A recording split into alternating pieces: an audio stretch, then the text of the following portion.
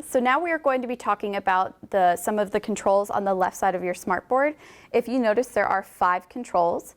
The top button is the power button, and then the next 2 buttons are the volume up and volume down buttons. You don't need to worry about touching those, as those were preset values, and so there's no need to override those controls. But the next 2 buttons are the pause button and the shade button. If you press the pause button, it's going to freeze the image on your screen, and you can go over to your laptop and you can do grading or anything else that you want to do while that image is still displayed on your smartboard. And then if you want to turn it off, you can press the pause button again, or you can tap your screen and then press the play button, and then it will go back to whatever live view is on your laptop.